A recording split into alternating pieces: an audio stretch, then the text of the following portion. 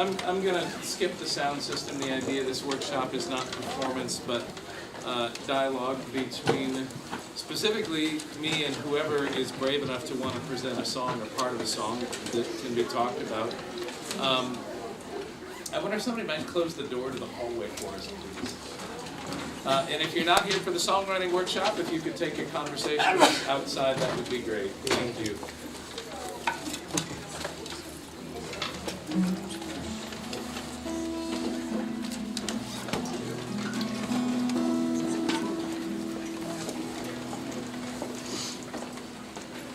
So I know that anytime you ask a question in a community like this, you will get more answers than the number of people in a room. And so I really don't want us to get mired in a whole lot of conversation between us, because I want to give as many people as would like to share a song or part of a song the opportunity to do that, and dialogue directly with them a little bit about it. I may be open to some comments, but if I sort of shut dialogue down, it's not because I'm not interested in dialogue, it's because I want to give anybody who really wants to share something the opportunity to do that, and I wanted to clarify that up front. This is not about me in any way suggesting that the multitude of perspectives and intelligence in this room isn't all incredibly valid. But if we get mired in too much conversation, there won't be an opportunity for people to share thoughts or ideas that they have in song. So just wanted to mention that up front. If I could get a show of hands, who is of a mind to want to share a song here today? Just keep your hands up for a minute so I can get What is the intention for sharing it? To get the intention of the sharing is to talk about songs of politics and to use kind of each song that's brought forward as sort of a way of talking about specific things that are more or less effective.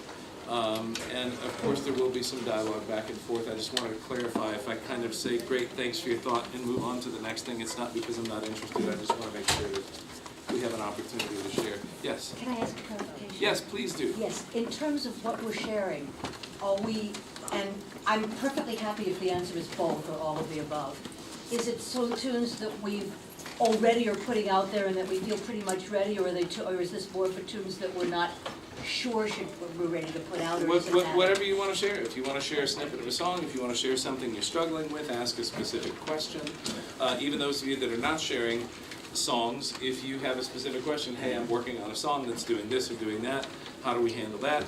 I will offer you my thoughts. If I don't feel like I have any clarity, we'll just put it to the room and see what other people think. So, does that help at all? It doesn't have to be a polished song. It doesn't have to be a finished thing. It can be an idea, anything you're working on. So once again, hands up, Sarah. I'm going to try and get Yeah, I don't have anything on it. Yeah, maybe a show All right, of hands that are kind of like, like, so that you'll know how many, like, are really, really want, because I'm like, I'm not happy with that because I'm concerned the shy people will put their hands down Oh. too quickly, and I want to make sure that, I would prefer some other system because of that. Okay. I'm sorry, but I'm worried this about is going to that. be a little bit first come, first serve, so it'll just, I'll be like, who wants to go next? And I will, of course, try and pick from both sides of the rooms and honor gender and age and all kinds of things, but it will be a little bit arbitrary, and I reserve that right. And I hereby affirm it. I'll start out with a song called The Ballad of Jashawn. This is a song that I wrote in honor of a young man named Jashawn Johnson, who was the student of my sister. My sister still teaches in inner city Cincinnati. And 10 years ago, one of her students, 11 years ago, was killed. And she and I spent 3 hours on the phone, and from that conversation, I wrote this song about Jashawn. He was Golden Gloves boxing champion for his age and weight group. He had received his final letter from the Olympic Committee inviting him to participate in the 2004 Summer Games. And in the wake of his death, the only thing that was printed in the Cincinnati newspaper was Jashawn Johnson, 18 years old, murdered on such and such, or killed on such and such a day, 21st murder of the year in Cincinnati. He was reduced to nothing but a statistic. And this was my response to it.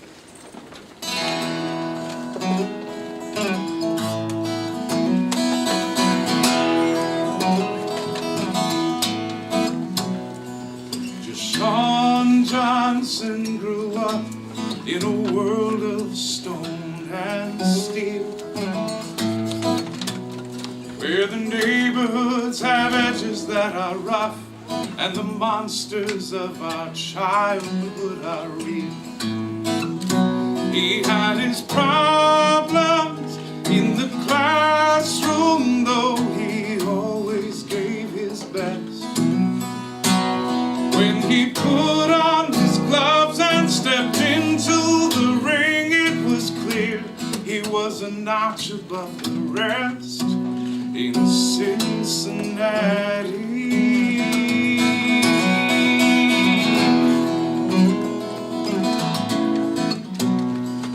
Sean's father was his trainer. They made quite a team. His parents' house was full of trophies and awards, like a private hall of fame, a tribute to a dream. He was invited to try out for the Olympic summer games. Everybody knew this was his ticket out, and his life would never be the same in Cincinnati.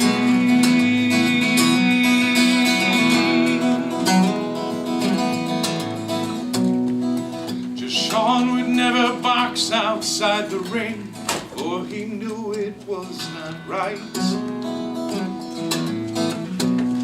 Even pushed into a corner when some other young men wanted him to fight. He tried to turn away from their jealousy and rage, but they attacked. They cursed him and beat him. One of them pulled out a gun and shot him in the back in Cincinnati.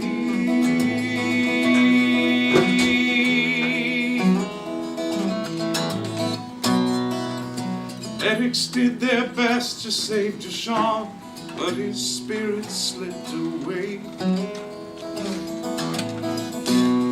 And we wonder where God's mercy goes when there's children killing children every day. But the papers did not print a word about the promise of the young life that was lost. All they could say was Deshaun was the 21st murder of the year in Cincinnati.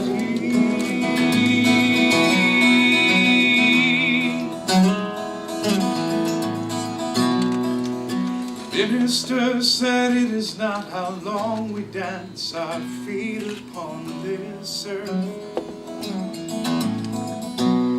but how pure is our soul when we leave. That's the measure of our worth. And Deshaun was pure. If we honor him, then we must not be afraid to feel the loss. Like the flower that blooms in the early spring takes a chance that there still might be a frost in Cincinnati.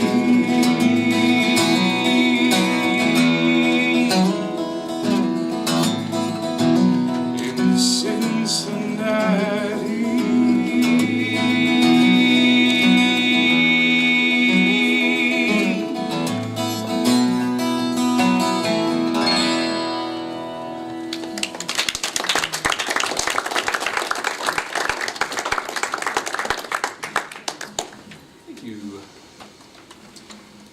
So, it's always very warm in this library. Instinct says I might want an overshirt in the winter, but I keep realizing that's not true.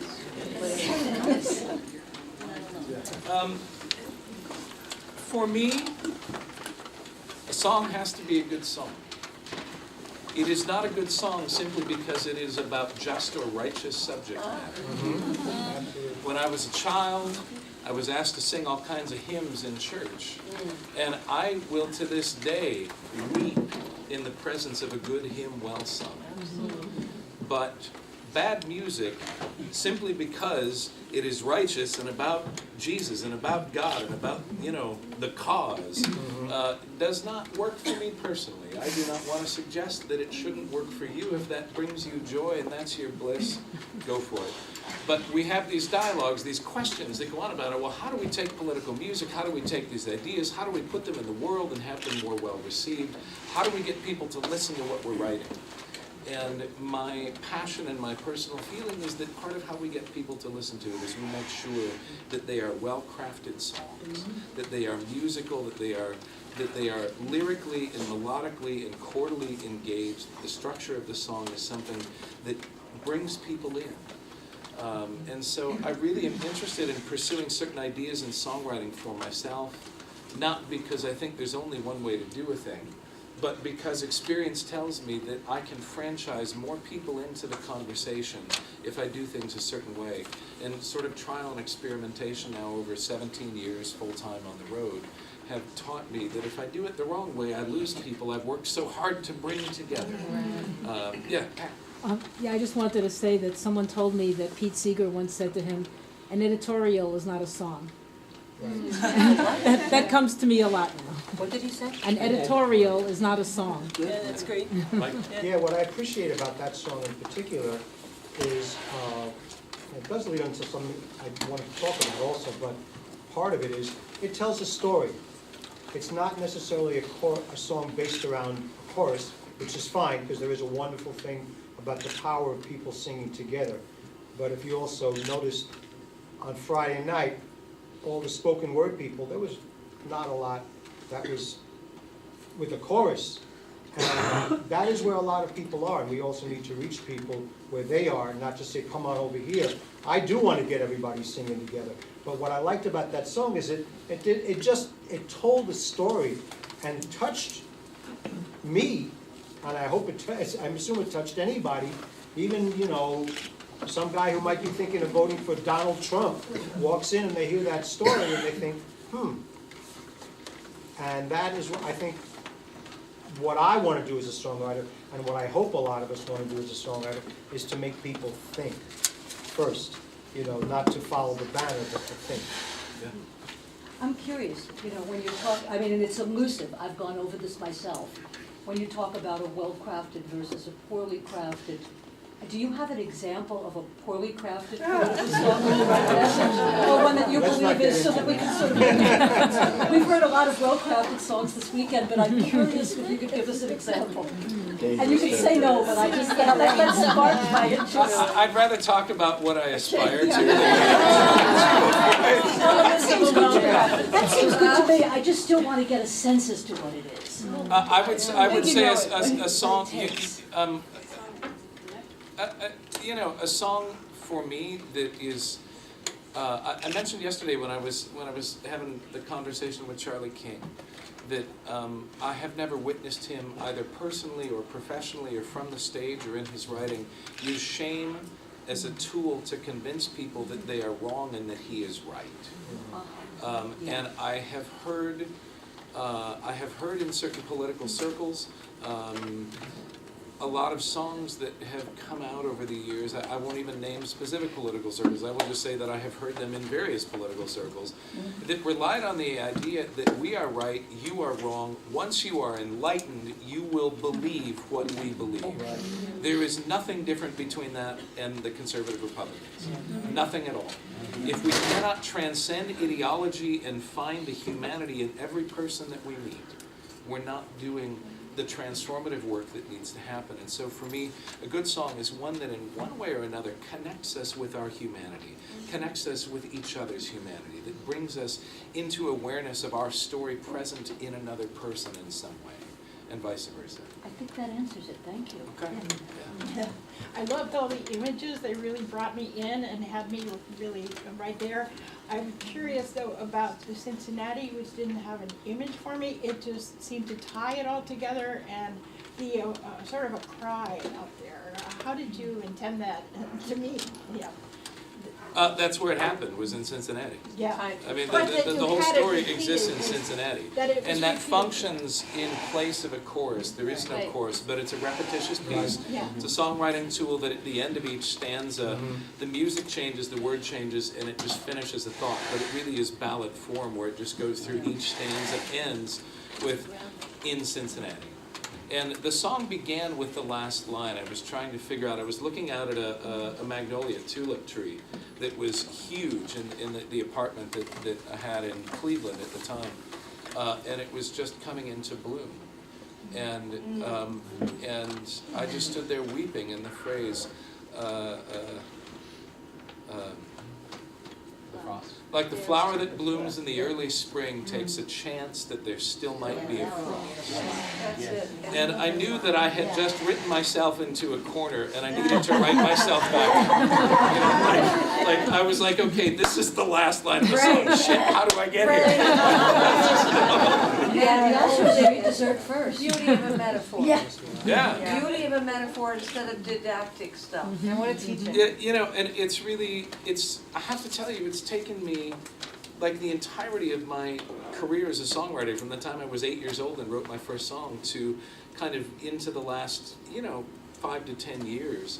I'm 43 now, so I mean, there was a really long journey to get to a point where I began to just viscerally understand this. I mean, we say you can catch more flies with honey than with vinegar, which is kind of a crude thing when we're talking about, the human heart, but in fact it's true. If our goal is to engage in transformative work, I think, at least based on my experience on the road and in my years of performing, that I have found that I do that more effectively if I tell a story. If I give people something that they can make their own judgment about. But if you tell the story right, if they say you can lead a horse to water, but you can't make it drink. I think if you lead horses in the right way to water, it is an inevitable conclusion that they will want to drink. Dorothy Parker said you can lead a horde, you can lead a horde. You can lead a horticulture, but you can't make her think. Oh, God. So, that's an old British wordplay. That's Dorothy Parker. So I'm curious, Question on the floor?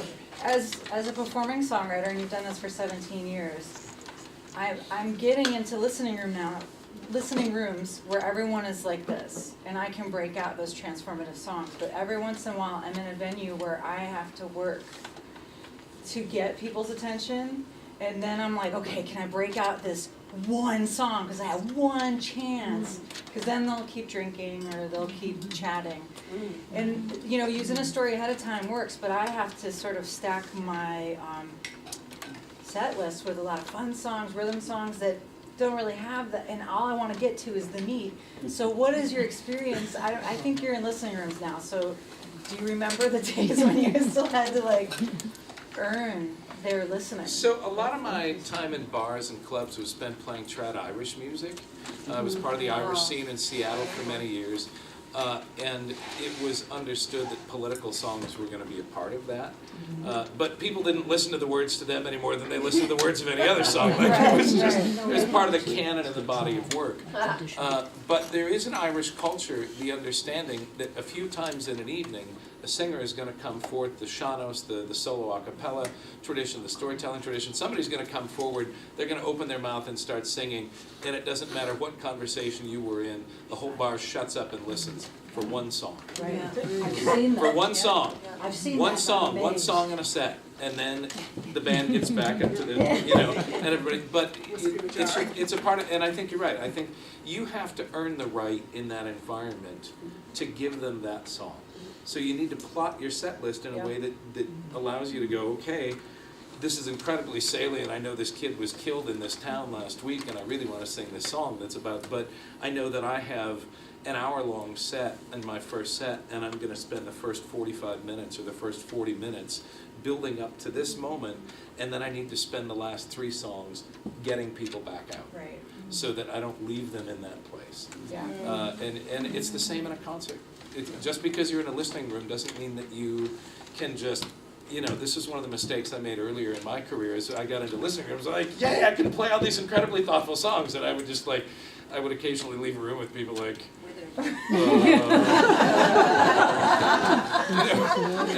so, Take them on the music. yeah, you still have to craft a set that takes people on a journey, and you still have to think, maybe you can get 2 of those songs in a set. Right. But you still have to build to it, take them somewhere else, build to it again, bring them back out. There's still that stagecraft never leaves. And the best performers you see have put a lot of thought into it. It's like, oh, we never have a set list. Oh, we just play whatever. I'm like, whatever. Right. That is why you will spend the rest of your life playing in bars. So. If you ever get an opportunity to see a performer named Don White, doesn't necessarily do anything political unless you grew up in Massachusetts, in which case everything he does is political. He cut his teeth in the comedy clubs in Boston. And he has some songs that will absolutely rip your heart out. They were so beautiful, but he does not do them at the beginning of the set. He starts out with 2 or 3 songs that are so gut-wrenchingly funny that your ribs hurt afterwards. And then he goes into the serious songs. And what it does is your heart opens up with all of this humor, and then he works the sad ones in there. He's with Christine Lavin now, I think. Yeah, he's Yeah. just performed at Walkabout last Yeah. time. And those of you that know Vance Gilbert will know that he does the same thing. Vance uses humor very effectively, and then, then he'll do. Charlie does also, he's hysterical. Yeah. And Don has this thing that if he finds that he's taken the audience too far down at the end and they're looking like they're totally devastated, he'll look at them and I thought you said this guy was funny. And bring it back up again. Yeah, Vance always relies on the line about feeling like the only chip in the cookie. Yeah. That's one of his lines, to get people to laugh when he sees like they're being too serious. Can I yeah, go off on that? Because Vance is an interesting person, and when he was younger, I think he's modified a bit. He would make some very funny but very, very, very hard-hitting comments about black and white and him being the only one. And they were usually funny, but I always felt instant guilt. And I don't know whether that was his goal or not. I'm sure it wasn't. I'm sure it wasn't. But for years when I saw him, that would happen. And then I really think he would fight. And that's a very funny line, but we can understand what he's saying. And I'm just wondering what your perspective is on that kind of thing, that some humor can be very hard-hitting. Yes, there is some humor that can inspire certain feelings. I would say, for my part, if I stumble into a performer of color who says something that makes me aware of my own privilege or inspires a certain amount of guilt in me, it's my responsibility to bring that to my friends, to my therapist, to my minister, to anybody, and go, wow, I felt this amazing thing. It's not the fault of the performer on stage. That is them calling me into awareness of something that I carry with me all the time. And it's kind of up to me to find other people in my life and say, even people of color in my life, and say, can we talk about something? Because I just had an experience that I'm not sure what to do with. And I'm trying to be smarter about my understanding of racism and my internalized racism or internalized sexism or classism or whatever it is. And ask their permission. Say, hey, can I talk to you about this? And be totally cool if they say, no, it's not my job to fix that for you. Or be open to what is said. I in the case of Vance in particular, I know that I have never seen him intentionally want to leave people with a sense of guilt or shame. I have seen him really push the edge, but always bring it back in a very loving way. I mean, he talks about, his song about, it was, I don't know whether it was his current life partner or previous life partner, but he talks about them walking down the street holding hands like a Unitarian Christmas card. And, you know, and we know exactly what he's saying. We know exactly what he means. But he'll hit you too with Old White Man.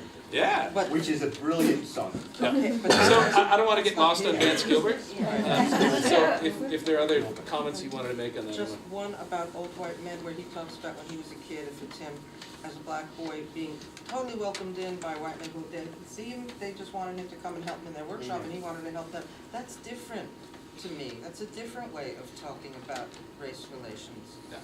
Than, I mean, I know, I agree with everything you just said, Yeah. really, but. Great, thank you. Stephanie? Yeah, I just wanted to say about Camilla's question. Camilla, right? It's Camilla. Camilla. No worries, nobody ever gets it right the first time. Camilla's question is that, and one thing that I like work with as a songwriter and strive for is like to make all the songs feel really good and feel really fun. So it's not like, oh, they're not compartmentalized in that way, like these are the fun songs that aren't political and these are, but there's like my favorite music and my ultimate goal is like make music that like feels really good and that people want to move and dance to. And I think that's kind of the power of music too, and a lot of amazing political music. I mean, think about the 70s rock and roll and funk. It's like it all felt so good and they were saying something and they were infiltrating your boundaries by making it feel good and making you dance and want to get into it. And then there's these messages that are there for you too, feeding that part of you. So I think for me that's something that I try to like work with is like, you know, we all have all different kinds of songs about everything, but thinking less about like the fodder and then like the crux and then more fodder, you know? I saw a hand up over on this side somewhere. Yeah. I wanted to know about, you said that you had a conversation with, was it with his mother on the phone? With my sister, who was your his sister, teacher. who was the teacher, oh. Yeah, my sister taught learning disabled behavior issue kids in the inner city, and Deshawn was one of her learning disability students. She'd worked with him throughout his high school career, in fact, not just for his senior year. Well, maybe I'll just say, one thing that I feel challenged by as a songwriter is coming from certain privileges in my life, wanting to share stories of people who have, who haven't come from certain privileges, I guess. And wanting to figure out what is a way to do that in right relationship to those people. And I was wondering if you had like any conversations with his family about him, or if there was like what the reaction has been To the song? to the song, yeah. Or is there a way that you can like circle back and say, here's this song that I wrote, yeah. So this touches on, there's a whole workshop that I teach sometimes. I've done it as long as an entire college term and as short as an hour. But it's songwriting as journalism. Songwriting as journalism is something that's very important to me. I think if you are going to write a work of fiction, write a work of fiction. If you are going to quote specific people and specific places, you have an obligation to do the research and get the story right. And the song won't be done until you get it right. I have several songs that I've gotten mostly right, and then I just couldn't finish the song, and I realized something's missing, and I would call up people and start interviewing people, sometimes for the second or third time. I usually start with a journalistic piece by asking people if I can interview them. I'll go to union halls and hear the story of a strike if it's not one that I was there to witness, or even if it was, I'll get the backstory. I'll talk with miners or fishermen, or I'll talk with people on a personal level, sort of an apolitical level about a story I'm trying to tell. So I think part of being in right relation is doing the research, like understanding language that's endemic to a particular trade or craft, understanding, Ann Feeney has a great song, War on the Workers, about the Staley plant in Decatur, Illinois, where I went to college. And And she really used like a lot of, like I had to call her up and say, as I was learning the song, I was like, what's that, what's that, what's that? She's like, oh, it's this, it's this, it's that. Like it was so authentic that I had to do research to sing it. I mean, she just nailed it, you know? And in terms of being the right relation, sometimes people don't want their story told. But once it is out in the public, once it's out in the news, that's like public domain stuff, you know. And so I think there's an interesting question. I have not ever written a song about people who didn't want their story told in some way. You know, most people are really flattered if a songwriter says, I want to write about this, I want to help tell your story, can you help me get it right? Can you, you know, and I find that very useful, and I think that's the first step in right relations. I didn't ask the permission of Jashawn's parents to write the song. My relationship was not with them, but with my sister and with her loss as a teacher. When I was done with the song, I sent a copy to Jashawn's parents, and they were deeply moved. They were very touched. They got that anytime we turn something into a song, we're still creating a work of fiction. No matter how closely it parallels the truth, because we're kind of creating a wiki to this whole universe. We're like, you know, like, I mean, when you take a complex story and reduce it into a few verses, you're leaving out so much. I mean, you know, yeah, Utah Phillips said, never let the facts interfere with the truth. Yes. Did that answer your question? Or can you, if it didn't, can you sort of articulate what piece I haven't addressed? No, that was really helpful. I think one thing that I've tried to shy away from, or I'm aware of the tendency to, you know, try and make up a story about somebody, you know, like a working person, and then I'm relying only on stereotypes rather than. But if you're do really research, get to know research people. and finding out something, You know. You know, there was a minister friend of mine who was beleaguered by her congregation to preach more on diversity, and they were challenging her to increase the diversity in the congregation. And she stood up on the pulpit one Sunday while I was singing a few songs in the church and, you know, knocked my socks off, and she said, I would like to ask each of you to examine the diversity of your dinner table. And if you want to ponder the diversity of our congregation, you need to ponder the diversity of your dinner table. And if your dinner table is all white 365 nights of the year, then you can't blame me as your minister for not fostering sufficient diversity in the congregation. I just sat there and went, Crickets. oh my God. I thought, this is the first time I think I've seen a Unitarian minister, I mean, I've seen plenty since, but it was the first time I'd seen a Unitarian minister that was more concerned with her ministry than her job. She was like, I may lose my job for this, but I am speaking my truth. And she put it out there. The one thing I wanted to come back to, you mentioned, without really saying it, you talked about privilege, and you talked about class or other differences, and wanting to hold that awareness of your own privilege, of your own experience. And I have to tell you that many times in my life I have made the mistake of thinking that putting myself down was the same as lifting someone else up. And it isn't. I can't even tell you who it was. I know that it originated in the writings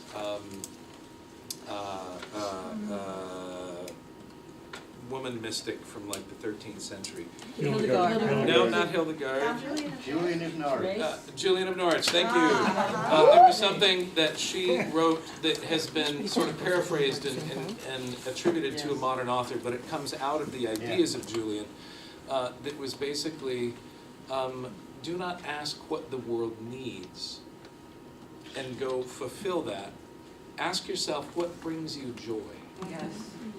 And do that, because what the world most needs, what will be most healing in the world, is for you to inhabit your purpose joyfully. So doing something out of duty because it's what needs to be done isn't necessarily the way to get there. Finding what piece of what needs to be done you can be incredibly loving and joyful about. That's the thing. And part of my internalization of that is this awareness in my songwriting, in my politics, in my activism, in concerts and all kinds of stuff, that being sheepish, refusing to shine my own light because I'm so conscious of privilege, doesn't help another person be elevated. I need to proactively take the power of my light, my privilege, my experience, my education, my awareness, and think about how to uplift other people rather than diminishing myself. And I mean, you all have your own experiences. I'm sitting in a room full of, some of you have been activists way longer than I've been alive. So, there's actually a saying to that effect, dulling your own light just increases the darkness. What? dulling your own light just increases the darkness. There's Thank you for that synopsis. There's just another thought about, I'm sorry, I forgot. Yeah, right, about what Sandy, was that what you were asking about, the piece about privilege. I'm not a songwriter, although I sort of aspire to be someday, but that's another story. I'm But so I've sorry, listened- if you could speak up a little. Oh, of course, I'm We all sorry, want to hear Barbara. you. No, I'm sorry.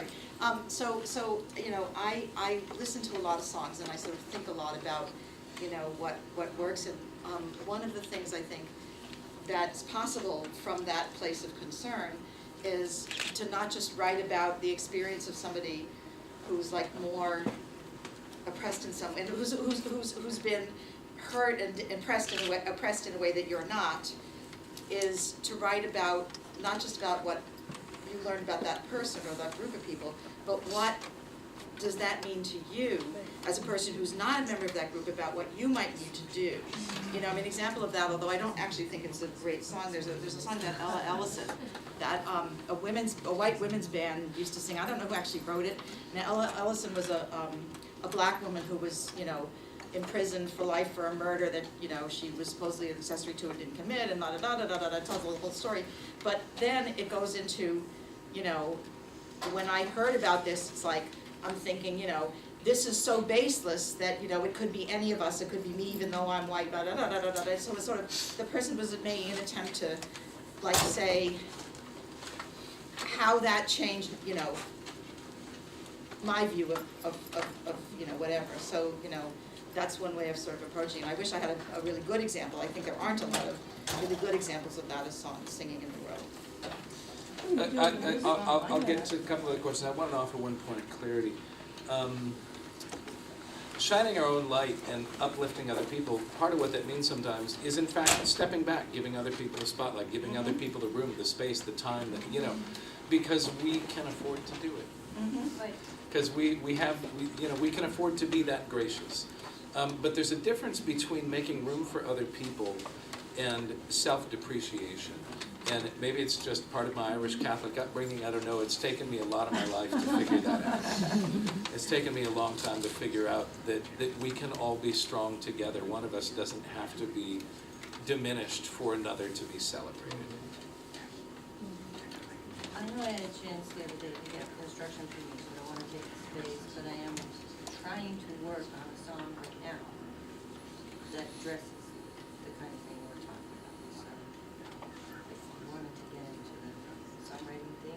Sure, we'll jump into some music very quickly. I saw some other hands I want to honor, and then. I was just going to say, I think it reiterates what you said, because I'm in a walkabout chorus, and a lot of those people write songs, and everyone has to kind of agree to sing them. And there are, I think that's one of the worst parts about it is when someone is trying to write from the perspective of someone, they don't have their life, like what you were questioning. And I think it's a mistake to try to write from a perspective that's not your own about a person deeply. And I think the journalism was the most important thing you said, because you just retold the story like Los Gatos in Deportee. It wasn't like Woody Guthrie just was trying to fix the wrong in the newspaper. They just said, for example, they didn't give a story of a kid. So you just told the story of a kid. You didn't have to get that deeply in it. I think that's so different than telling a story about a person and all of what they're thinking or their perspective if you can't feel it. And I was thinking of Bev too when you did that. I think about all the stories that you tell, and they're so vivid and colorful. And when the women are coming, for example, she's just really telling us a news story, and she's bringing it to life in music. That's something I wouldn't have known about, or the Man on the Mountain, or So I just that was I think journalistically thinking is a better way to approach it. Yeah, let's take maybe 3 more questions, and then let's move into a song. I've seen a couple hands. Yes. What I wanted to say, what you said before about Julian of Norwich, and it's not what the world needs, but it's what gives you joy. The Japanese have a concept called ikigai, which is where the intersecting point of 4 different things: what the world needs, what will make you a better person, what you're passionate about, and what you can get paid for. Clearly, many of us in this room have made the wrong choice. That was that 4th row that did that. Thank you for sharing that. I would love it if you would write that down for me. If you'll give me your email, I'll send you the whole diagram, and I can start all kinds of things. Beautiful, thank you. Just a word about self-effacing, when being on some Black Lives Matter, street medics, so we've been on some Black Lives Matter protests, and there were people saying, use your privilege. They were saying to us, use your privilege. So in terms of self-effacing, that doesn't help them either. So, Use it for good, yeah. Yeah, I want to go back to Letitia and what Jenny was saying. Does that, if you're trying to use a journalistic approach, does that necessarily hinder you from using first person? Because sometimes a really effective way to move hearts is to tell the story as if you are singing, you're not embodying, but as if, I am. Channeling the person. Yeah, but that would be really difficult if you're using, like what you did was tell his story from this narrator perspective. Yeah, maybe So I'm just it was curious, a I'm trying to fictitious write person songs. with a name, so it wasn't general. Right. You know, like. Is it ever appropriate, I guess I'm asking. So I wrote a song called St. Christopher about fishermen. I tell it first person, but it's fundamentally fiction. It is an amalgamated story. It's not the single story of an individual. It's a conglomeration of stories told to me by fishermen. I still engage in a journalistic process, but I compiled several different narratives into a single narrative to make a point. It falls in the category of what Utah told me, never let the facts interfere with the truth. It was a more compelling story if I let it be a work of fiction that pointed at a particular truth rather than a true story. And true and truth aren't maybe always the same thing, particularly for us as songwriters. So yeah, I wish I could tell you why some of my songs are first person, some are third person. I think I just kind of viscerally get into a story and go, this is how this song wants to come into the world, and it's my job to, I think songs sometimes are like children. They're going to be who they are. Khalil Gibran totally nailed it. Your children are not your children. They are the sons and the daughters of life longing for itself. And I think sometimes my songs, I kind of have that same relationship. It's my job to create an environment and then get out of their way. Yeah, that happens. Well, Jenny referred to the song that I wrote called "I'm the Last Man on the Mountain," which was totally taken out of stuff I read about Jimmy Weakley, and using his voice. And obviously, I'm not Jimmy Weakley, So it was kind of interesting to write a song from a male point of, from a male character and speak as a male character. But I think it worked there. I have done that cross-gender. I've done that first person. Holly Near has a great song. I'm born on this mountain, just as I was born.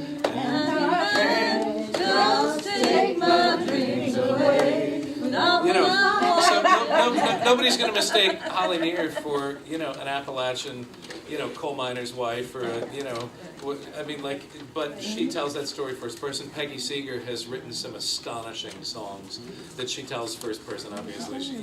It's sort of a modern convention, I think, that maybe it began with Dylan, Woody Guthrie, I don't know, but the idea that somehow the first person is supposed to only be what you have personally experienced. I think there are conventions in storytelling that go back, thousands of years in our tradition where we become a character and tell the story as the character. Yeah. Yeah, I was just going to add that you could do both. Yeah.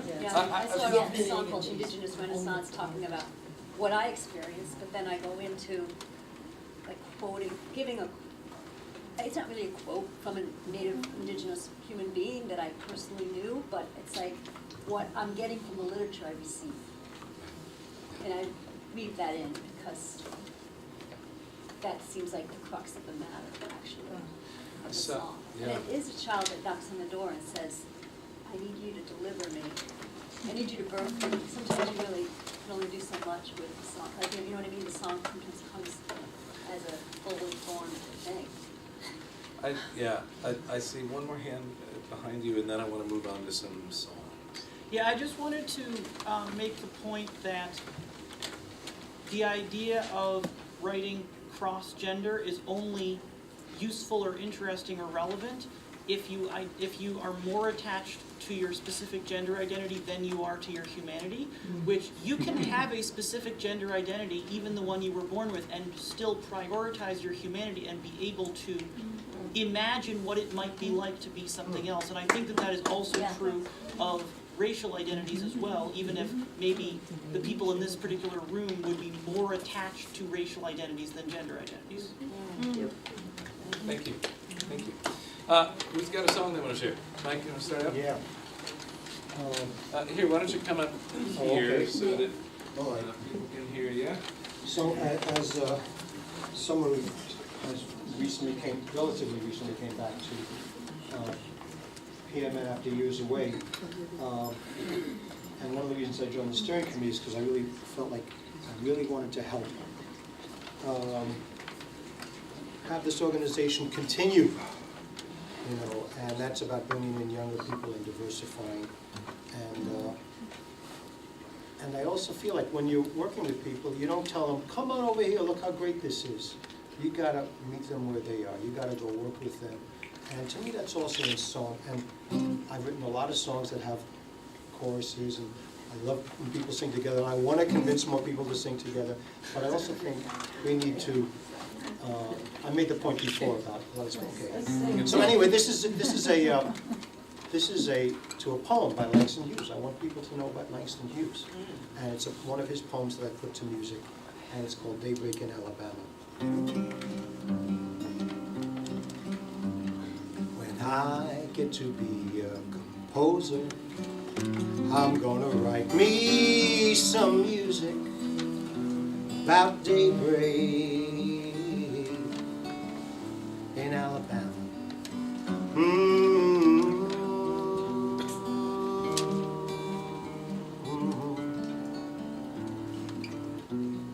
And I'm gonna put the prettiest songs in it,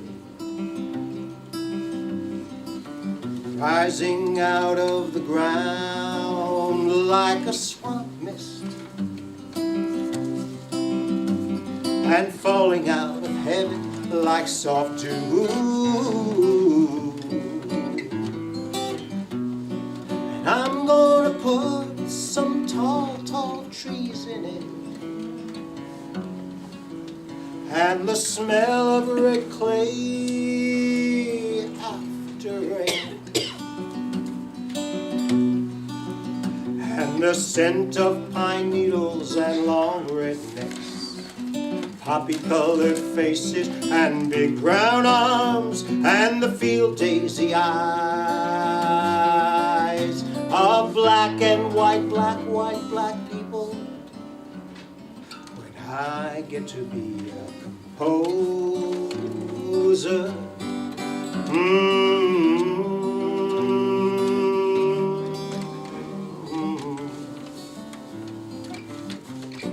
and I'm gonna put white hands in it,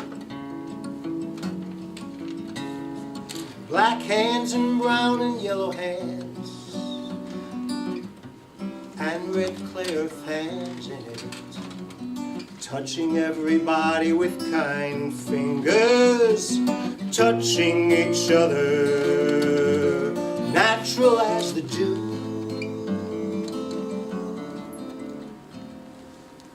In that dawn of music, when I get to be a composer and write about daybreak, write about daybreak in Alabama.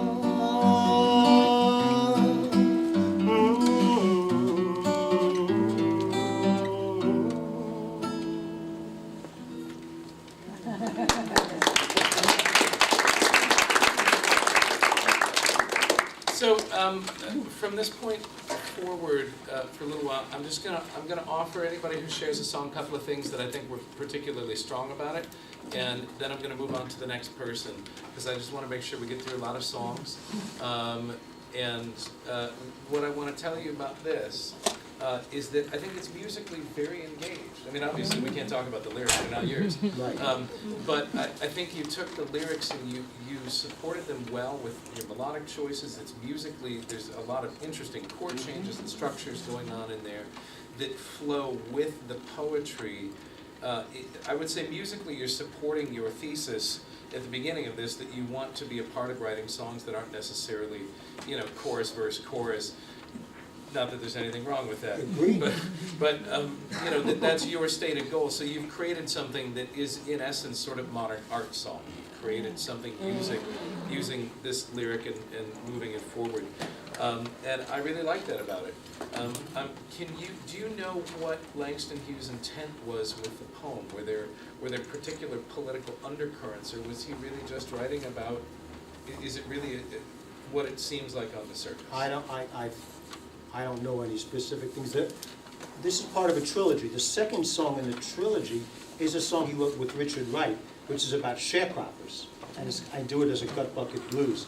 His other stuff, a lot of his stuff is blues poetry. So I mean, I've read Rampersad's book about Langston Hughes, so I can't go back and say, well, he wrote this and this. This was part of his life philosophy. He was a very strong leftist, quite possibly in the Communist Party.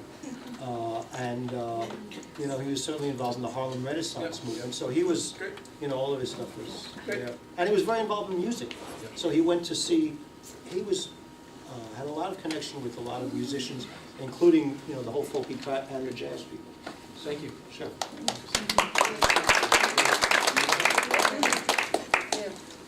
We're going to swap guitars and pass the bands, that's possible. Sure. Keep it moving. No. Okay, journalistically, my cousin's is probably close enough. What's your name? Huh? Your name? What's your name? Oh. Introduce yourself. Lydia Adams Davis. My question here is, can you get enough out of this song without knowing the backstory? Because the backstory is not stated in the song, which may or may not be a weakness. That's my question. Here we go. It's called, Did I Miss the Demonstration?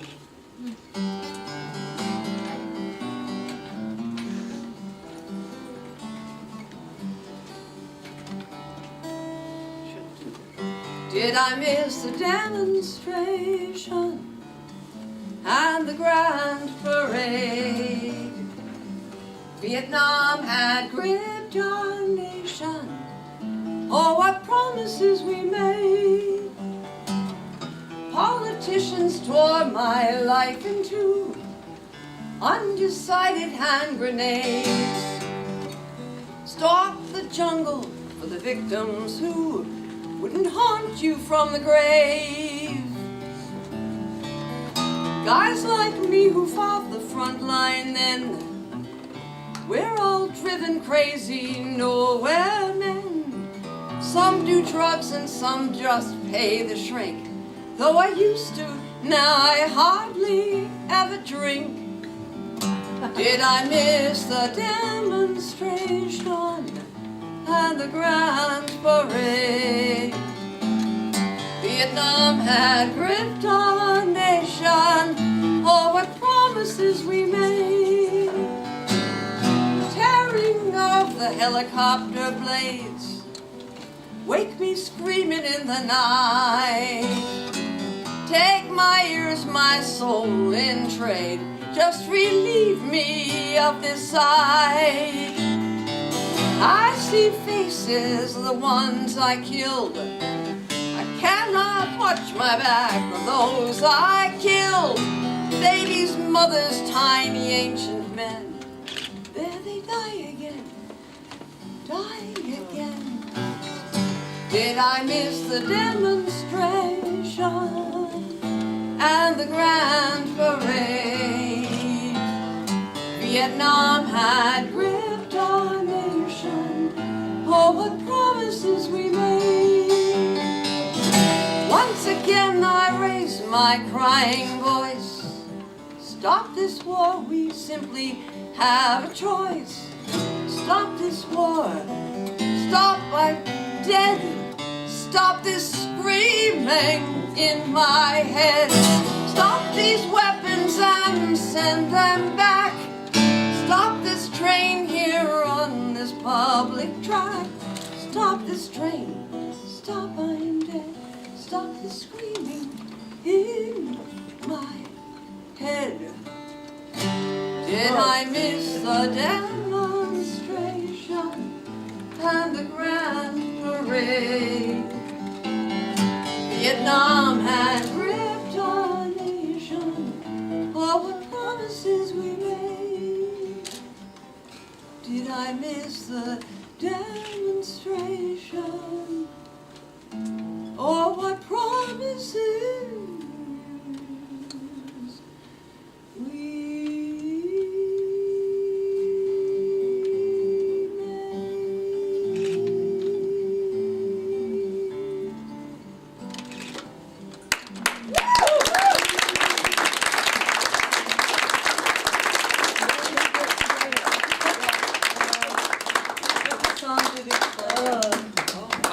So I will say about that first off, I will wipe my tears and say that that's a very effective song. Two, it needs no introduction. You tell the story. So. Let's give somebody else a chance. I do, but I will. I want to say that it is, it harkens to the finest veins of work that Malvina Reynolds ever created. It tells a story, it gives us something to think about, it invites us in before it bludgeons us with the truth. And when the truth comes, it isn't received defensively, it just hurts. You know, it just hurts. It breaks a heart. I'm doing a lot of work with veterans, and I hear people say, I cannot tell you how many old men I have sat holding their hand and had them say, I watched my father come home from war and he got a parade and I came home and they spit on me. I was drafted just like he was. I didn't want to be there. But I went and did what I was told I had to do for my country and to be a man. And I came home and they spit on me. Why did they do that? I've watched men who worked their entire lives and women who were the earliest of the women in the military and in the beginning of an integrated military who just had to push everything down and function on top of it after they came home, raising children, working jobs, and then they retire and they hit that point where they finally slowed down enough that this freight train of grief and confusion can catch up with them. And I understand the concern about military culture, and I understand why it makes people really nervous, and it seems like a sign of fascism when they step on an airplane and they hear a flight attendant say, let us honor the servicemen and women who were here, blah, blah, blah, blah, blah. It seems like an elevation of military culture. I also have to hold on the other side of it the people whose hands I have held while they wept, because nobody acknowledged their humanity and their brokenness when they came home. And a lot of the vets now are like, wow, this is really weird. I mean, if you talk with vets that are coming home from Vietnam, the jingoism really freaks them out. That's right. Like That's right. you know, it makes them very nervous too, but it's so many of the older vets are just trying so hard to make sure that this young generation of people coming home don't have to carry the burden that they carried of feeling like they're all alone, and they just got to cram it down into a sack and pretend it never happened. And that song gives all of us permission to feel some of that sadness, and is so timely. Thank you. One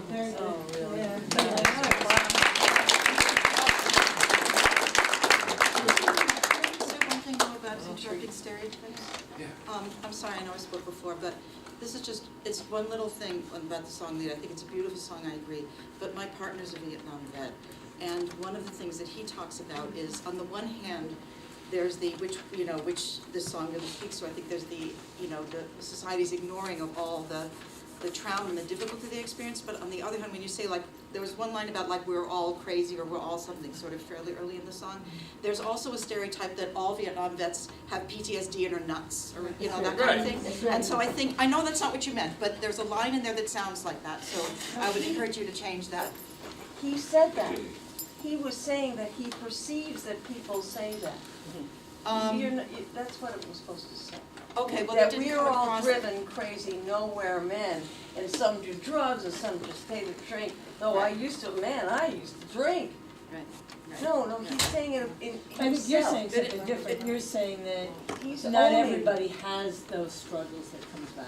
Not everybody came back impaired, and there's a Oh, sort of a no, I know stereotype that. that. No, I know you know that. It's I'm about saying a that very line. I'm saying that line. That's specific- you know, no. I understand. No. Wait. I understand it's not what you meant. I'm just saying So, that doesn't matter what I said. Yeah. I think I'll let Joe be in charge. So, I will just, I hear what you're saying, and thanks for sharing that. I did not receive that from that song. Okay, that's good then. What I heard was simply a first person, somebody telling you their story and you telling it to us. And, you know, we stumble into this, of course, because inevitably to tell someone's story, we will use references of gender or race or class or other things that are not all inclusive, but sometimes the more specific. So part of how you can merge those two is when you're introducing a song, you don't need to tell us why you wrote it. I have found sometimes on stage the most effective introductions are not telling people what I'm about to tell them. Right. You know, this isn't speech class. You don't tell them what you're going to tell them, and then tell them what you told them. You know, the song can stand on its own, but an introduction can do that bit of framing and just say, this is the experience of one specific individual that I had the privilege to come to know. Okay. Or something like that. It just gives it that much. Good.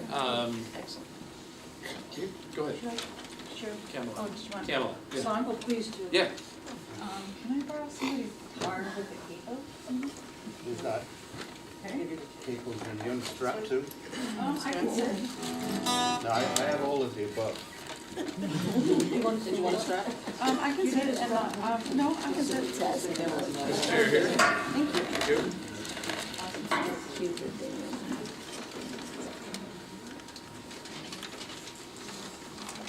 Oh, okay.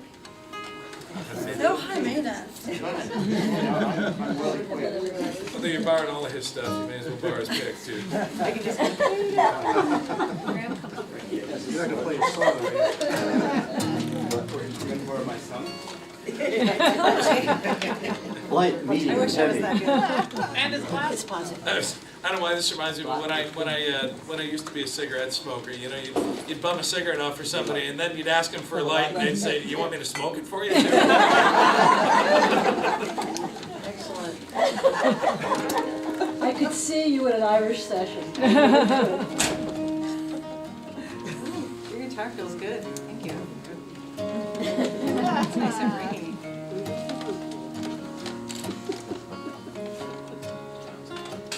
School's out, it's 3 o'clock. She'll jump on her bike and bolt across town. Time to play Barbies and make believe, cutting up in cool dance routines. But she wonders why her friend's mom smiles so big and this house feels like love. There's brownies baking in the kitchen. When she talks here, they listen. When she lays down to sleep, she dreams of arms that know her, they'll hold her until the sun peaks on the horizon. But the only shoulder she'll cry on is the cotton beneath her face. And she prays, oh God, if you're there, I'll be patient, I'll be good, kinder than I should if you show me when it's my turn.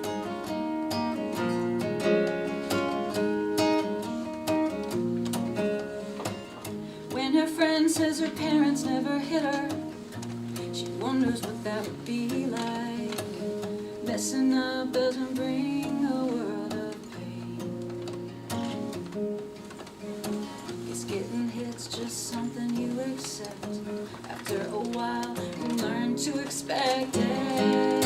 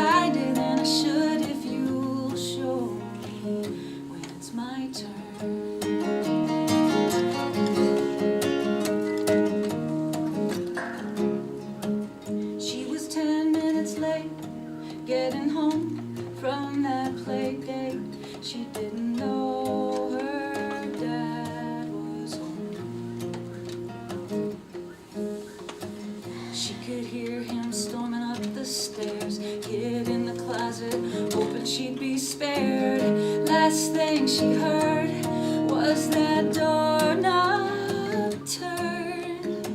When police were called to the house, their hearts broke what they found. A broken body lying on the stairs, her eyes full of love, she was gone too young. Now she'll lay down to sleep, feel the arms that know her, then hold her as the sun rises. Now she's got a shoulder to cry on, and she sings, oh God, I know you're there. I've been patient, I've been good, kinder than I should, so show me that it's my turn. Wow.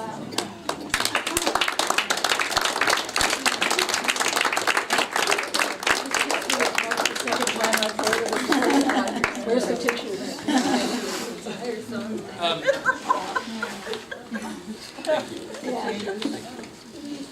Incredibly courageous subject matter, really, really difficult to write that story and make it be something that we can hear, make it musical, make it melodic, make it lyrically make sense in a way, rather than just giving us a linear narrative. You have merged very, very poetic language alongside factual language. And in this case, the combination of those two, the departure from a strict journalistic narrative, is part of what makes it receivable. And so I found it a very effective song, and sometimes I will just say that we can get sometimes obsessed with like rah-rah, up with the people, down with the man, you know, the movement, the this, the that.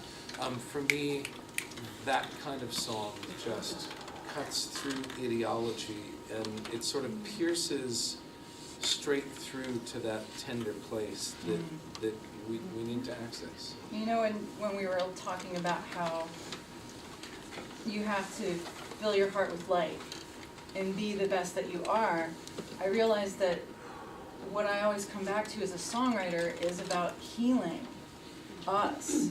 Because we're not going to create any change until we heal all of those dark places inside of us. And when I started to write that song, I thought, it's like really good to be here. I thought, who's going to want to hear this song? It was just so intense, and I just tried it out at a couple of shows and got a similar reaction. And what I didn't expect was a lot of men and women both coming up to me and telling me their stories of abuse with very like hushed voices, as if they had never been able to talk about it, and that nobody had known their story, and how as children we go, oh well, this is what's normal. We don't know it's not normal until like the little girl goes to her friend's house and is like, wait, they listen to me here, and there's brownies, and I just did not expect how healing it would be for people, and so I'm grateful. I can't play it at every venue I play. You don't play that in bars, do you? I get to hear, like you're saying, like when it's everyone else's turn, I get to hear people's stories, and that feels incredibly privileged. So, thank you. Thank you. Thank you. All right.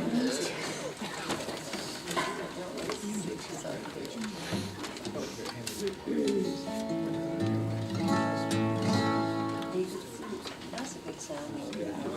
That's loud. Laguna. Laguna. Sorry, don't want to distract me. What is it? Well, Moogles. Yeah. She's always right. Keeps it simple, right? I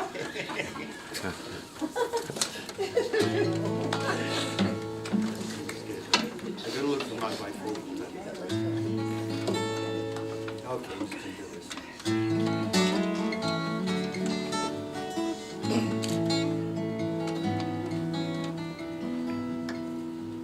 Sometimes I think I see them following the river, traveling to freedom, starlight their guide. Sometimes Sometimes I hear a knocking and a frightened voice that whispers, open up the door, let us come inside. We are weary travelers on our journey. Would you cross the line? Would you give us shelter and a place to lay our heads? If you're a friend of freedom, you're a friend of mine.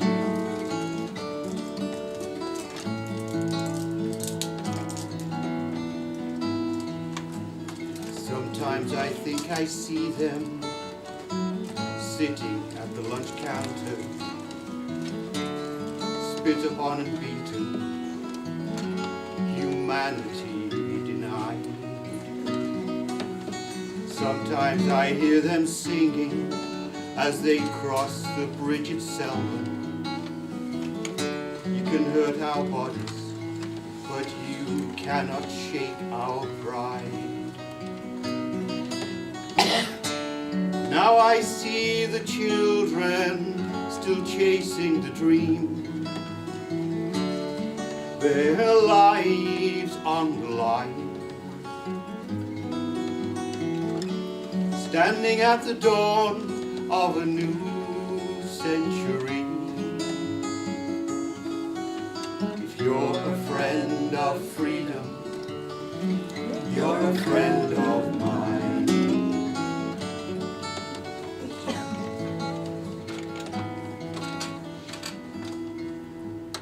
On TV I see them wading in the water, searching for dry land, shelter from the storm, shouting from the rooftops, cries of desperation, invisible, forgotten, angry, forlorn. Hard times in the Big Easy. Can we face the truth this time? Or will they be sold down the river once again? If you're a friend of justice, you're a friend of mine.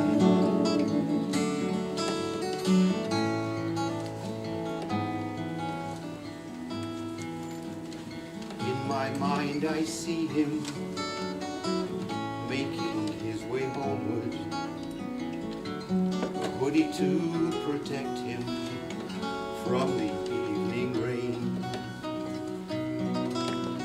carrying tea and skittles, talking on his cell phone.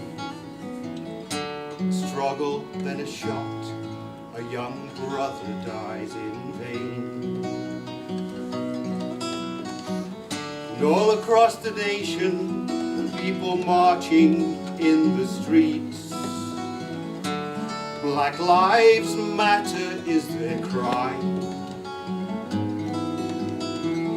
Families pray their loved ones will make it safely home. If you're a friend of justice, you're a friend of mine.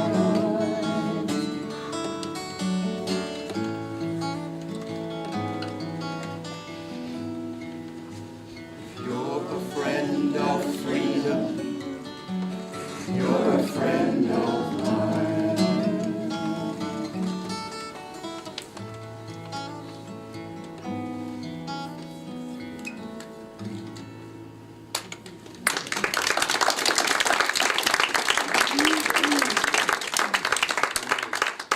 Unfortunately, this is a zipper song. We have had 3 different endings to that. We've had. I've had several less. The last verse was constantly every time being something rewritten. Yeah.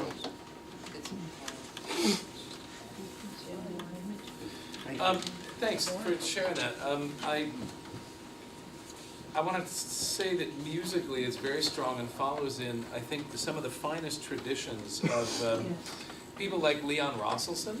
Yay! Thank you, Joe. I think it's just, you know, there's I can hear certain cultural reference points in terms of British folk music in the way that it plays out, but it carries it into a new place. For me personally, it took me a minute to realize, like I was trying to, it actually took me into the third stanza to realize, I think just maybe due to my own fatigue at this point in the weekend, but to realize that each verse was about a different thing. I was trying to like relate the second verse to the first verse, and then I got to the third verse and I'm like, oh no, these were each individual stories. Like, and it took me, I don't know how you might clarify that in presentation, or if maybe another person with more sleep than I've had recently would have caught that right away. But it didn't diminish the song for me in any way. It was just the only thing where it took me a minute to catch up with where you were at as a presenter. Is that terrible that people have to pay attention to rhythm? No, not at all. I mean, and then go, oh. I mean, I know the first verse is, you know, not something you listen to that and think, what's this? Where is this going? And what's that about? Who are they? Yeah, who are these people? I don't mind a song that slowly reveals itself at all. I just thought I would observe it for my own part. Like it took me into the third stanza. I'm like, oh, right. I'm so with this. Like you know, it all caught up with me. And I love the repeat in a way that franchises all of us, but isn't a set chorus. You know, like it's a little like Ann's song, "If You've Been to Jail for Justice," there's a whole chorus, but this, "You're a friend of mine," you know, if you're a friend of, like there's, I don't know, it's just, there were a lot of great musical, and your playing is nice, and your melody is just infinitely memorable and sentimental, so, nice. Bev, and then Terry, you've been waiting, and then Stephanie, did you want to share a song with us? That'd be great, and that may be all we have time to get through in the next 15 minutes. And well, Bev's getting set up. How about question Everybody familiar with this? My heart has just been broken open, and by these songs, and I'm here weeping and feeling bad. And I just wanted to talk. You know, Stan Rogers' song, "Last Christmas Away from Home." Yeah. I think First Christmas Away from Home. And then he follows it with "Rise Again." So I don't know if this is appropriate to bring it up, but I just wonder when we break open somebody's heart with these songs, you know, should we follow it with something that kind of heals? Not necessarily immediately, but feel it for a while. There's a lot of healing, and I want to lovingly reframe something you just said. You said you were sitting there feeling bad. Sad. And what I want to offer is the possibility that in an environment that's safe enough, sometimes that's a concert hall, sometimes it's a circle like this, you have permission to feel bad that you felt some time ago but didn't have permission to feel then. And you now have permission to feel it. And so if you, I find for myself, if I can just remember that I actually like look around and go, I'm actually not feeling bad now, but I have permission to feel a lot of things I wasn't feeling earlier. We don't have to curse the boo-boo. That is in and of itself, for me, a kind of a healing thing. Back to the question about set list, yes, it is your responsibility as a performer, if you are playing a whole set, to think about how you're pacing that set. So if you give some people something very challenging, you think about how to get somewhere else with it. It doesn't mean you follow a devastating song with a funny one. You know, like it means that you think about how do you transition from here to here to here, back here to, you know, so yeah. And sometimes that happens organically, like in the sing this morning. I have a short question, I hope it's short, but I'll just throw it out for me. And that is names and long-lived songs, like in 50 years. You know, I mean, do we use a name like Trayvon Martin, which you didn't? I remember once I wrote a poem about execution, and Gary Graham was very big in Texas, who it's doubtful that he was guilty and he was executed. But now, and it's not that far later, people don't remember Gary Graham, so that issue of long-lived songs and names. The musicologist in me says absolutely use the name. Howard Zinn, I mentioned this in my introduction to the workshop, but Howard Zinn had this, I mean, just the introduction to A People's History is worth reading, because he talks about the fact that the history books give us the story of kings and conquerors and the captains of industry and the owning class, but songs have preserved the history of the people that made those societies function. Even in There's knowledge.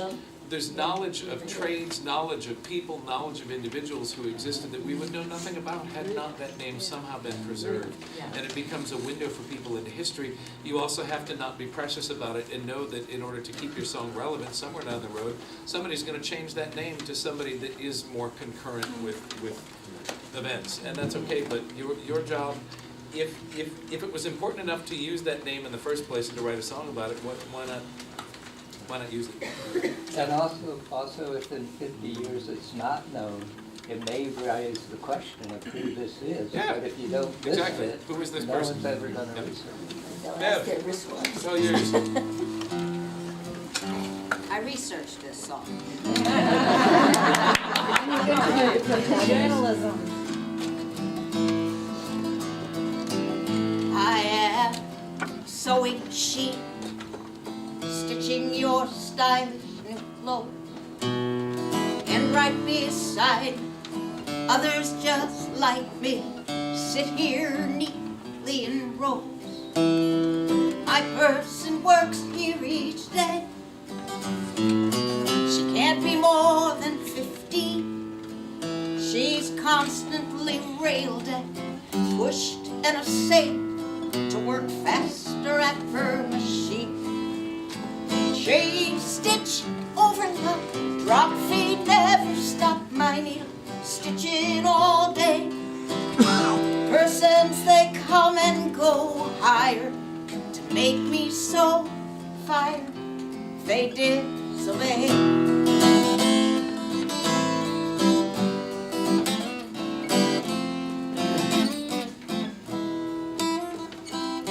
Sometimes she makes a mistake or answers to her body's need. They start to yell at her, make it hell for her, tell her she's worth less than me. Sometimes one of us breaks down. We all have limits, you know. Me, they fuss over, fix, make over her. They simply let go.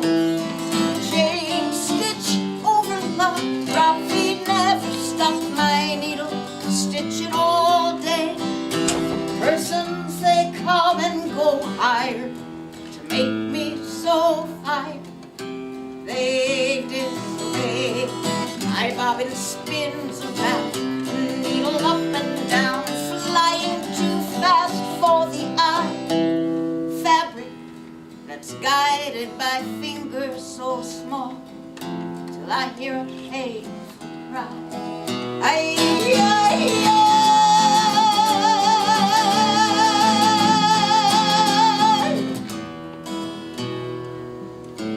I am sewing a sheep, stitching your stylish new clothes. My person's forced to work 12-hour days. She can't afford what she sewed. I sew in China, in El Salvador, Bangladesh, the Philippines. Cotton to sateen, shirtwaist to blue jeans. I am a sewing machine. I am a sewing machine.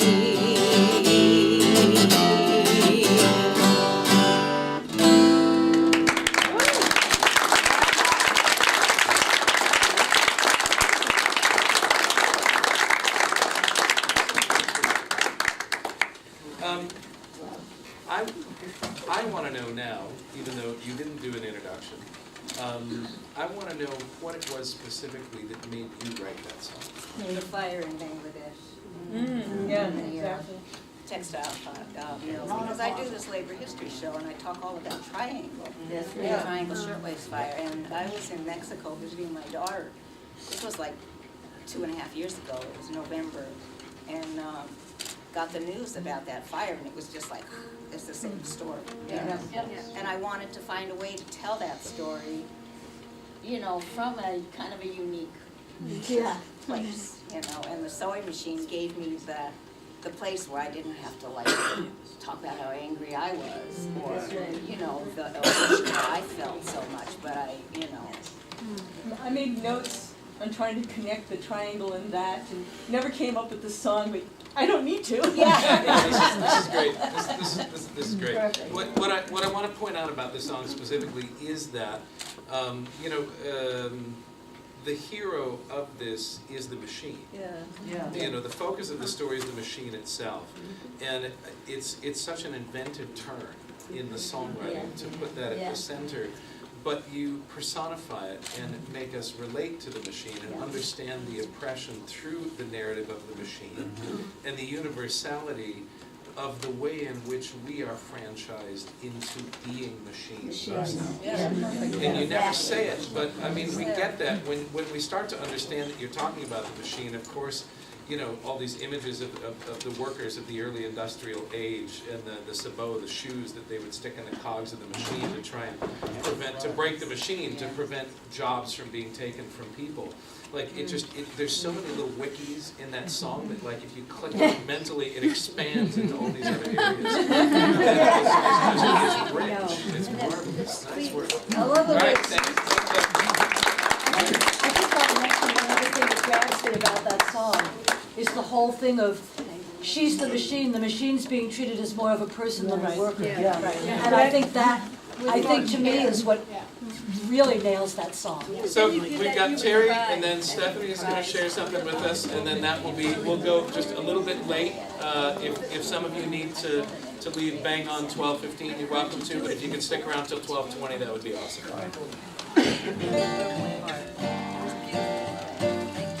Unless you have a work shift. Unless you have a work shift. Know the story. Terry, can you do me a favor and let's just let the room silence for a moment and have you start that again. I have a work shift, so I'm sorry. Okay, great, that's fine. Thank you. That's fine. We can hold a conversation and let Terry say.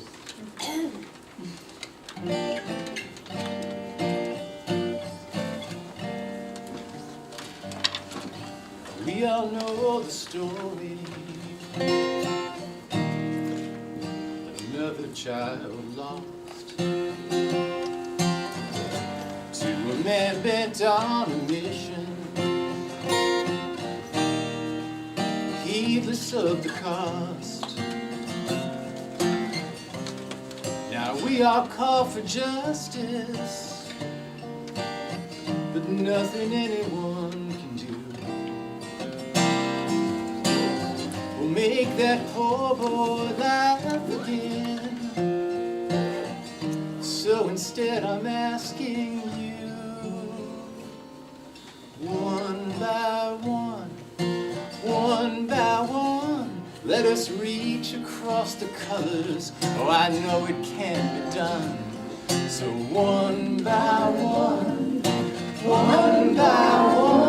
let us unconceal our hearts and melt prejudice with love.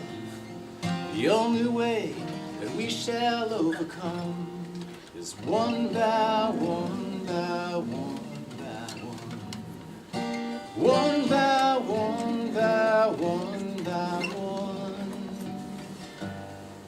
Now I could spend an hour listing victims of our hate, and every name important, and not a single saint. But I'd rather set us thinking on how to break the chain. So the next time that we sing this song, there's not yet another name. So one by one, let us reach across the colors. Oh, I know it can be done. One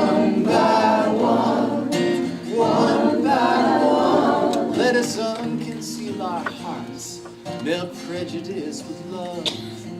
The only way that we shall overcome is one by one by one by one. Black, white, yellow, pink and brown, red and blue.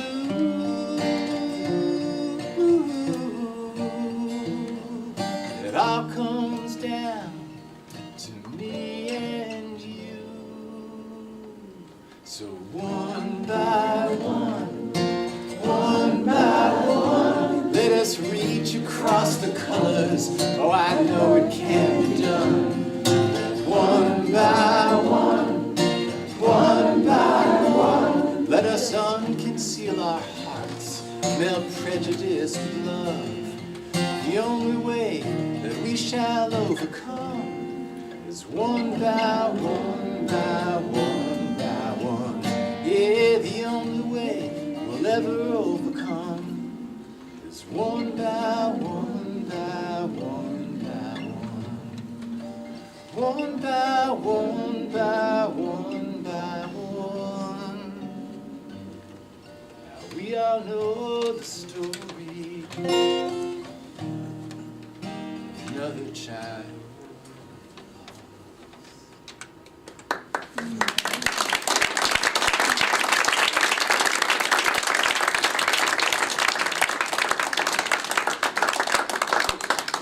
I realize this is not a representative crowd, but some audiences sort of pick up that chorus and join in, and some don't. But if I ever encourage an audience, then they definitely don't. So it's something that sort of happens organically when it happens or doesn't. But if I try to make it happen, then I sort of kill it. So it's interesting. Yeah, well, it's a very, very singable chorus, and it seems self-evident to me that people should be singing it. So, and I like, again, I like the merging of sort of artistic language with narrative, in that the song is very specific, but it also has a universality to it, because we are now dealing with so many issues in so many places and so many individual narratives. This is a song that speaks to a lot of the challenges around us in race relations in particular, and does so in a way that, at least that's what I received out of it. Really, it was about race relations and calling us into awareness of the racism around us, and one of them.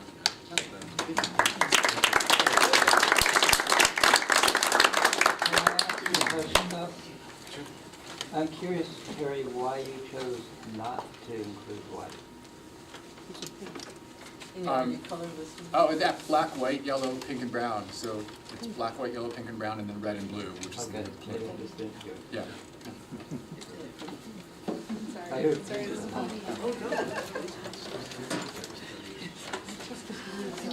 We're all wondering what that is. Like a harmonium.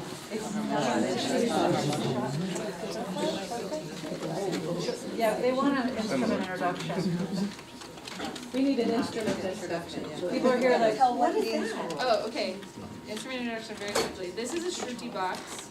It is a classical Indian drone instrument. So. What is a drone instrument? It just continuously sustains single pitch or pitches. Allen Ginsberg used to play one. Okay, sorry. I might need to use my. No, I think I can.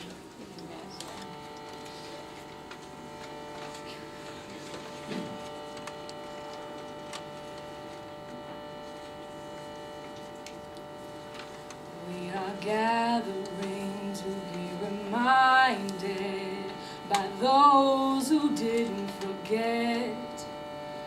We are on our way to realizing our home we never left. We are traveling through time like space, ever expanding. We are listening to life like waves washing over our understanding. We are singing with each breath, our molecules shifting, keep keeping in step with how we feel. The time flies.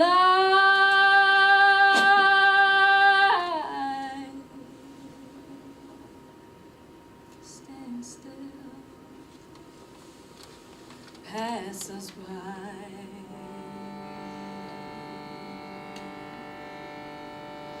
We are wandering through these days, wondering which is the way. We are staring through each other, searching for our same. We are wishing for change, but we can't sit still with the itching scabs of our pain.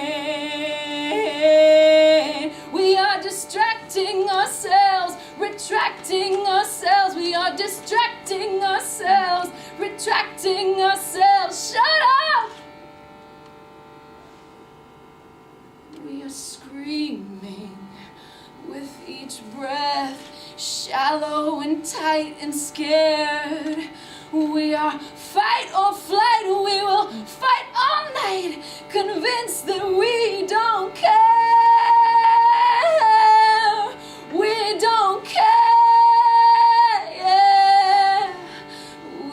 Somebody wake me up. Somebody wake me up. Why don't you wake me up?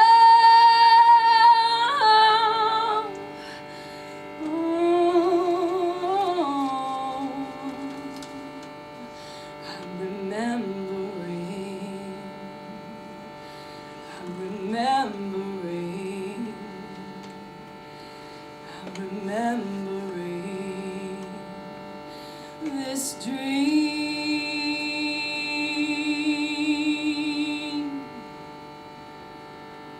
We are gathering to be reminded by those who didn't forget. We are on our way to realizing our home we never left. Home we never left. Home we never left. Home we never left.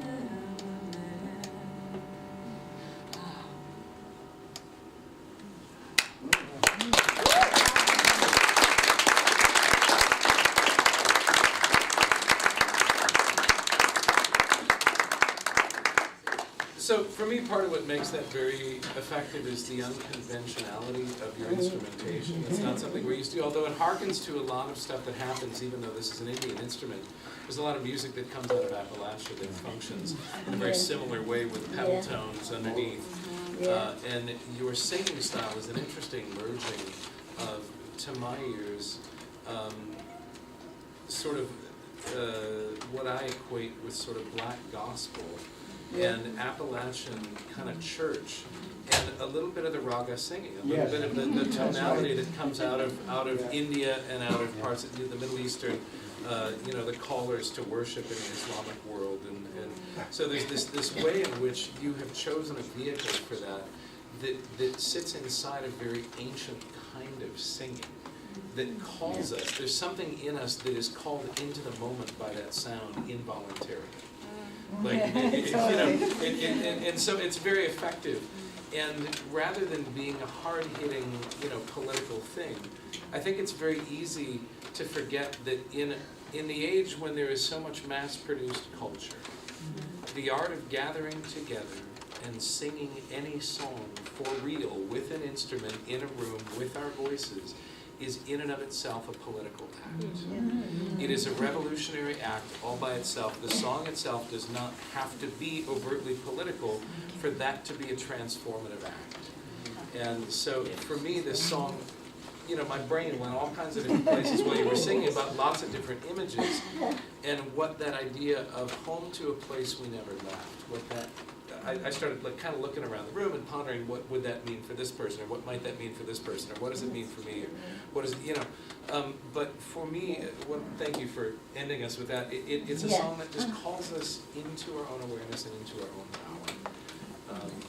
But I wanted to give you just a moment to offer just a little bit about what was behind it for you. Yeah, that as a would be writer. great. This song is called The Requisition of Pesla, so I don't know if any of you know about, in 2012, the Sioux Nation, in collaboration with, in like a historic, like never before happened, collaboration with a bunch of different tribes, were able to purchase, like 1,900 acres of land, in the Dakotas, and like sacred land that was privately owned, but that was going to be, the owners were selling it, and it was really in danger of being developed, and it's like their sacred land that they've been able to do their ceremony and gather on for years by courtesy of this family that owned it. And so it was this historical rally to raise funds, and they raised $9 million collectively between all of these different tribes and people of all walks, and they purchased it, and then again in 2014 they purchased more. I think they still need money, so because we're looking for a cause.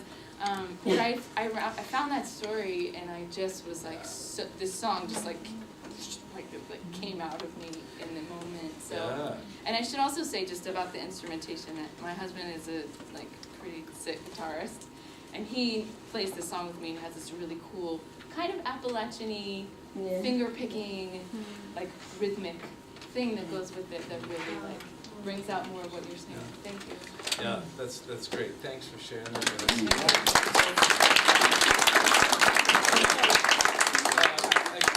Huge thanks to all of the folks that shared songs. My apologies to those that came wanting to share them and we didn't get to them.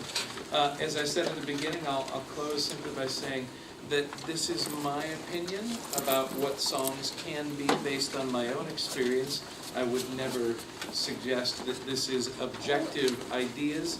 I encourage all of you to keep writing as much as you want in whatever vein pleases you and serves the communities you're trying to reach. And thanks for being a part of the conversation. I have an announcement for